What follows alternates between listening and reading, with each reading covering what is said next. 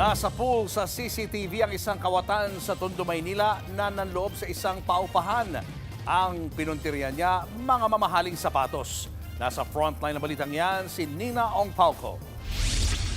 Sa kuhang ito ng CCTV sa isang paupahan sa Tondo, Maynila, Lunes ng madaling araw, makikita ang lalaking pababa ng hagdan na may bitbit na plastic sa magkabilang kamay. Pagdating sa ibaba, umupo ito sa dulo ng hagdan at tila inaayos ang mga laman ng bitbit na plastic. Nang matapos, lumabas na ang lalaki sa gate. Ilang segundo lang dumating ang caretaker at tila nagtaka na bukas ang gate. Ang lalaki palang bumaba sa apartment, isang kawatan. At ang dala nitong mga plastic, laman ang mga ninakaw na sapatos.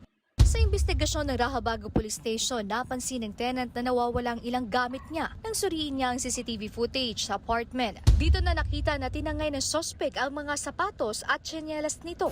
Agad na nagtungo ang biktima sa Don Bosco Police Community Precinct para i-report ang insidente. Dahil dito, nagsagawa ng follow-up operation ang mga pulis na nagresulta sa pagkakaaresto sa 30 anyos na suspect, isang construction worker. Sa papamagitan po ng ating biktima, kasama ang biktima at ating mga line beat patroller dito, pumunta na sila ron sa location. At positibo naman naturo yung suspect, mga bandang ayon doon sa report.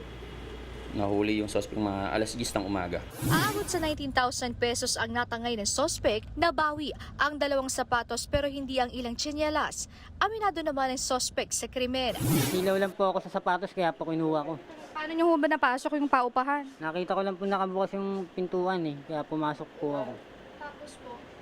Ayun po, naakit po ako sa sapatos, kinuha ko po. Masensya na lang ako sa may-ari sa nagawa ko.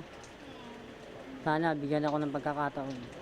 Naharap ang suspect sa reklamong theft. Nagbabalita mula sa frontline, Nina Ong Pauco, News 5.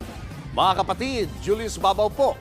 Para sa komprehensibo at makabuluhang balitaan at talakayan, mag-follow at mag-subscribe na sa social media pages ng News 5.